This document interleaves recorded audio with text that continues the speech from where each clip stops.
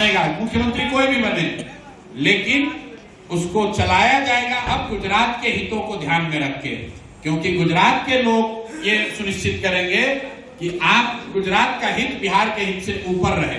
तो मैं अभी से आपको भविष्यवाणी कर देता हूं, बिहार से होने वाला पलायन नहीं रुकेगा, क्योंकि जो आदमी यहाँ मुख्यमंत्री बनेंगे उनकी चिंता होगी कि बिहार से 10-12 हजार रुपए में नौकरी करने वाले मजदूर इतने रहें कि गुजरात के फैक्ट्रियों में मजदूरों की कमी ना हो। जन स्वराज बांका की ओर से और मैं अपने व्यक्तिगत तौर पर आपका धन्यवाद कर रहा हूं कि आप लोग समय निकाल कर आए हैं। जैसा कि आपने देखा होगा या आपको पता है, ये जन स्वराज के संगठन से जुड़े हुए साथियों की चुनाव के बाद पहली बैठक थी।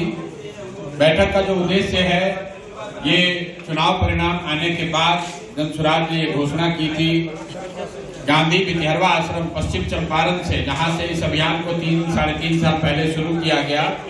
चुनाव परिणाम आने के बाद हम लोगों ने वहां एक दिन का मौन उपवास किया था और उस दिन ही ये घोषणा की थी कि बिहार बदलाव के जिस सपने को, जिस संकल्प को लेकर जन स्वराज की शुरुआत की गई है, उस विचार और उस प्रयास में आने वाले समय में कोई कमी नहीं आने दी जाएगी। उसके ईमानदारी में, उसकी शुद्धता में, उसकी तीव्रता में कोई कमी नहीं आएगी। जब तक बिहार में सुधारने के अपने संकल्प को हम लोग पूरा न कर ले, बिहार को बदल न दें, तब तक जन स्वराज और उसके साथी पीछे हटने वाले नहीं हैं। उस समय ये घोषणा की गई थी कि 6 महीने सरकार को, नई जो सरकार बनी है, इसको 6 महीने का समय दिया जाएगा, ताकि जो उन्होंने लोक लुभावने वादे किए, जो लोगों को पैसा देकर वोट खरीदा, बड़ी बड़ी बातें कही, उसको उस पर अमल करने का उनको अवसर दिया जाए। उन्होंने कहा कि हर साल 1 करोड़ नौकरी दी जाएगी। अब 6 महीने पूरे होने को आ रहे हैं, 1 महीने में कहीं नौकरी आपको नहीं दिख रही है, कहीं फैक्ट्री नहीं दिख रही है। पलायन पहले की तरह जारी है, भ्रष्टाचार जैसे था उससे ज्यादा ही है। न शिक्षा सुधरी, न स्वास्थ्य, न रोजगार। लेकिन हम लोगों ने कहा था कि 6 महीने का, जब जनता मालिक है, जनता ने उनको सत्ता में बैठाया है, तो 6 महीने का उनको समय दे रहे हैं। इन 6 महीनों में हम लोग पहले अपने जन स्वराज के संगठन को फिर से पुनर्गठित करेंगे। तो अभी जो पिछले 4 घंटे से यहाँ चर्चा चल रही है, वो सिर्फ और सिर्फ संगठन से, इस विचार से जुड़े हुए उन साथियों के फीडबैक के लिए है कि पीछे जो हम लोगों ने प्रयास किया उसमें कहाँ चूक हुई, कहाँ कुछ कमी रह गई, ताकि सभी साथियों की भावना का, उनके अनुभव का, उनके सुझावों को समायोजित करके जन स्वराज के संगठन को फिर से पुनर्गठित किया जाए। और अभी जो तय किया गया है कि आने वाले 3 महीने में, मतलब अप्रैल, मई और जून के महीने में जन स्वराज के संगठन को हर स्तर पर फिर से पुनर्गठित किया जाएगा। और 3 बार मैं बांका में स्वयं आऊंगा, आज आया हूं, और जब संगठन का पुनर्गठन हो जाएगा तो संगठन के साथ बैठकर आगे के कार्यक्रम को फाइनल करने के लिए 2 बार मैं और फिर से आऊंगा। तो जून तक का जो समय है वो जन स्वराज के संगठन को पुनर्गठित करने के लिए है। जुलाई से हम लोग बड़े पैमाने पर फिर सदस्यता अभियान चलाएंगे। और एक और महत्वपूर्ण विषय जिस पर चर्चा अभी चल रही है, निर्णय नहीं हुआ है कि क्या बिहार में होने वाले पंचायती राज के चुनाव में जन स्वराज दलगत आधार पर भाग लेगा या नहीं। इस पर आज एक सार्थक चर्चा हुई है, लेकिन ये पूरे राज्य भर में जब हम लोग चर्चा पूरी कर लेंगे तो मई के महीने में जन स्वराज औपचारिक तौर पर इस पर निर्णय लेकर घोषणा करेगा।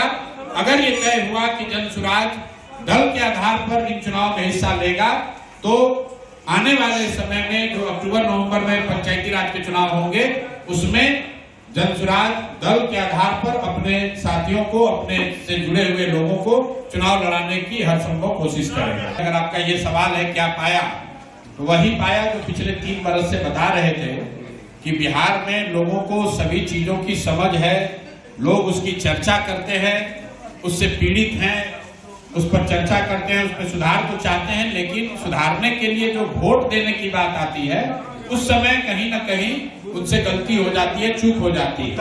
पहले लोग जाति और धर्म के नाम पर ये चूक कर रहे थे, लेकिन इन चुनाव में एक नया फैक्टर हुआ 10,000 रुपए का। आपने देखा कि 10,000 रुपए जिस पैमाने पर बटे हैं, हर विधानसभा क्षेत्र में 60 से 70 करोड़ रुपया सरकार ने आपका, हमारा, बिहार के लोगों का पैसा बांटा वोट को एक तरीके से खरीदने के लिए। यही वजह है कि आप देख रहे हैं कि 202 विधायकों वाली सरकार और उसके मुखिया 6 महीना भी मुख्यमंत्री नहीं रह पाए, उनको पद छोड़ना पड़ रहा है।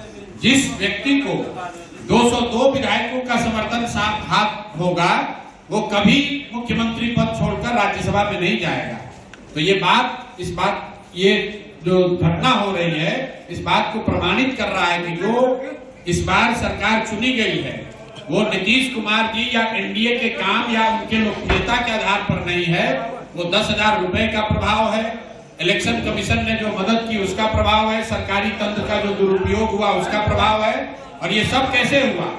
ये कुछ संभव हो पाया केंद्र में बैठी हुई भाजपा की सरकार ने प्रधानमंत्री अमित शाह जी के प्रयास के मदद से जो ये मैन्युफैक्चर्ड मैंडेट हासिल किया गया है, इसीलिए नीतीश कुमार को अपना पद छोड़ना पड़ रहा है। और अब बिहार में सत्ता में वो बैठेंगे जिसको मोदी जी चाहेंगे, अमित शाह चाहेंगे।